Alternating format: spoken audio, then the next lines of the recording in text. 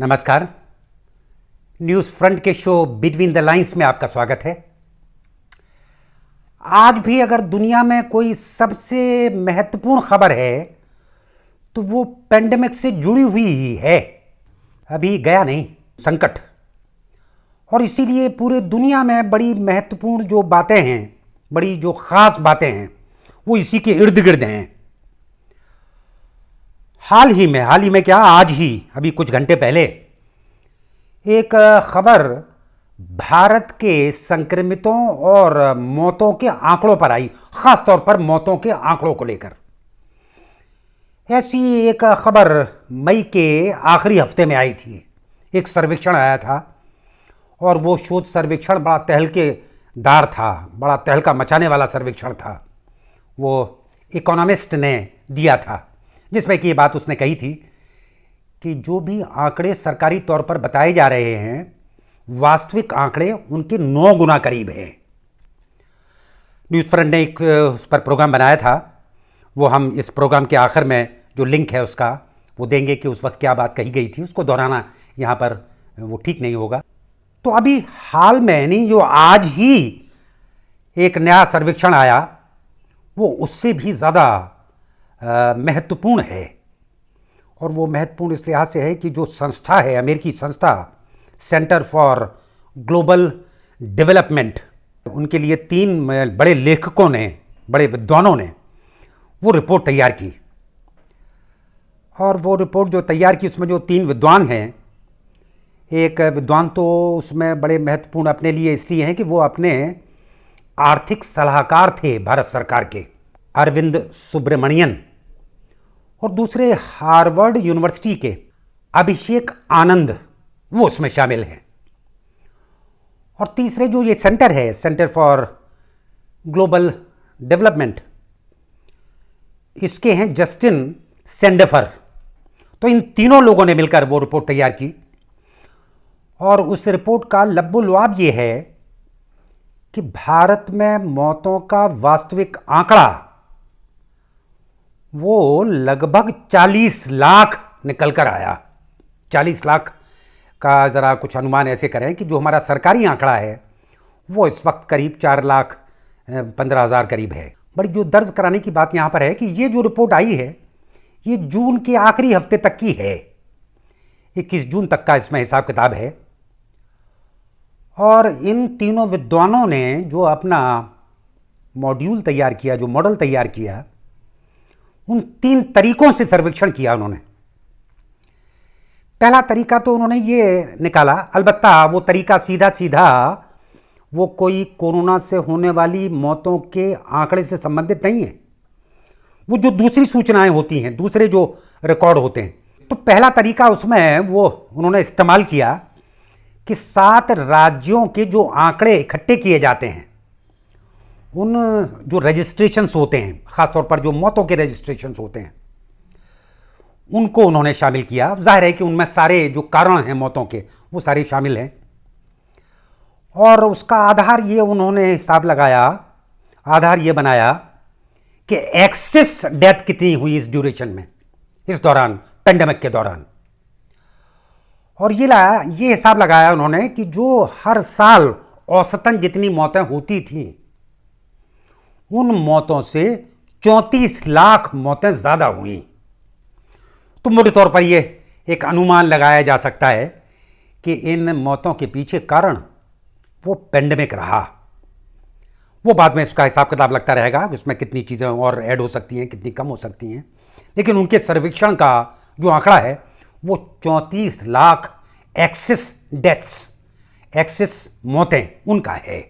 और जो दूसरा तरीका उन्होंने इस्तेमाल किया अपनी स्टडी में, अपने सर्वेक्षण में, वो किया कि जो संक्रमित होते हैं किसी देश में या किसी जगह या पूरी दुनिया में, तो उन संक्रमितों में मौतें कितनी होती हैं।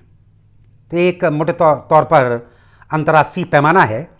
और उस अंतर्राष्ट्रीय पैमाने में ये शामिल है कि जो एज ग्रुप्स हैं उनको भी ध्यान में रखा गया, क्योंकि जो एज ग्रुप का बड़ा फ़र्क है मोर्टेलिटी रेट में, तो उनको शामिल किया गया। सभी एज ग्रुप को उन्होंने देखा और उस एज ग्रुप को उन्होंने जो हिसाब लगाया है वो लगाया सीरो सर्वे से कि कुल संक्रमित कितने हुए, क्योंकि बाकी और जो आंकड़े हैं उनसे ये चीज़ पुख्ता तौर पर पता नहीं चल पाई पूरी दुनिया में।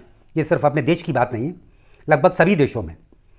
तो भारत में जो सर्वेक्षण हुए सीरो सर्वे, जिसमें कि हम ये पता करते हैं कि कोई व्यक्ति इससे संक्रमित हुआ और उसके अंदर एंटीबॉडीज बन गई, तो एंटीबॉडीज का जो टेस्ट है वो सीरो सर्वे, उसके आधार पर उन्होंने जो हिसाब लगाया, वो हिसाब लगाने के बाद ये पाया कि 40 लाख मौतें अपने देश में हुई होंगी।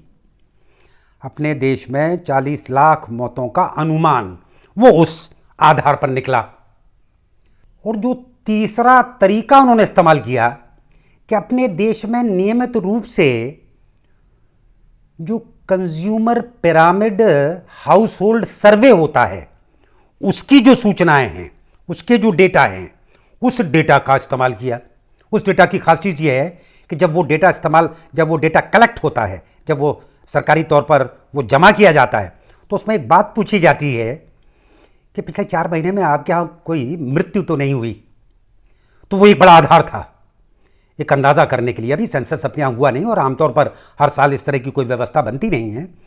तो वो जो डेटा था, वो डेटा उन्होंने इस्तेमाल किया और उस डेटा से ये हिसाब लगा कि 49 लाख मौतें एक्स्ट्रा हो गई आमतौर पर जो हुआ करती थी हर साल औसतन।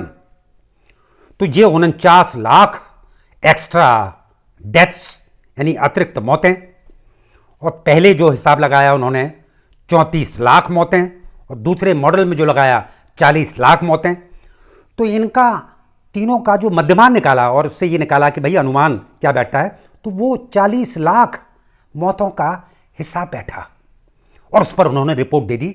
और उस रिपोर्ट को फौरन बीबीसी ने उसको सबसे पहले पब्लिश कर दिया। और उसके बाद तो बहुत सारे जो भी विश्व स्तरीय प्रतिष्ठान है, मीडिया हाउसेज हैं, उन्होंने इस खबर को बड़ी प्रमुखता से पूरी दुनिया में उसको पढ़वाया, उसको बताया। अब इसका महत्व क्या है? इसका महत्व हम लोगों ने पहले जो मई के आखिरी हफ्ते में जब वो इकोनॉमिस्ट की रिपोर्ट आई थी, उस वक्त इसका जिक्र किया था कि डेटा का महत्व बहुत है। और ख़ास तौर पर ये पेंडेमिक है, ये महामारी है, और कंटिन्यूअसली लगातार हमें जानकारी की ज़रूरत पड़ती है। और ख़ास तौर पर जो तीव्रता है किसी समस्या की, उस तीव्रता के आधार पर ही हम आगे की रणनीतियाँ बना पाते हैं। और हमें रणनीति की ज़रूरत इसलिए पड़ रही है कि अब चारों तरफ से ये बात आने लगी है, सरकार की तरफ से भी, कि देश में यानी भारत में तीसरी लहर का अंदेशा है। तो जो भी 2 लहरें आई हैं और जो पीक 1 लाख तक पहुंची, पहली पीक, और दूसरी पीक 4 लाख संक्रमित रोज़, 4 लाख संक्रमित प्रतिदिन की पहुंची, उसमें ज़रा अफरा तफरी मच गई थी। और उस पूरी अफरा तफरी में बहुत स्थिति वैसी बनी कि ये बात उठी कि भाई हमारी तैयारी कैसे है, हमारी व्यवस्था कैसे है, हम प्रबंधन कैसा कर रहे हैं। तो ये आंकड़े महत्वपूर्ण होंगे और इनको अगर ईमानदारी से और इसको ज़रा निष्ठा के साथ अगर उस पर गौर कर लिया जाएगा, न सिर्फ भारत के लिए है बल्कि सारी दुनिया के लिए, ख़ासतौर पर यूनाइटेड स्टेट्स के लिए और ब्राज़ील के लिए ये बड़ी ख़ास चीज़ है। क्योंकि तीनों देश, अमेरिका, ब्राज़ील और भारत, ये तीनों ही शीर्ष पर हैं अगर हम देखेंगे कुल संक्रमितों के आंकड़े के आधार पर। तो इनके लिए बड़ा महत्व का है ही। और ख़ास तौर पर अगर हम इनका पूरा हिसाब किताब वो सही रख पाएँ और उनके आधार पर हम अनुमान करें और ये देखें कि ये पेंडेमिक किस तरह का है और इसमें कितनी बड़ी समस्या है, तो हम रणनीतियाँ बना सकते हैं आगे की और तैयारियां कर सकते हैं अपनी कि आगे आने वाले समय में हमें किस तरह से चौकन्ना, सतर्क वो रहना पड़ेगा। धन्यवाद।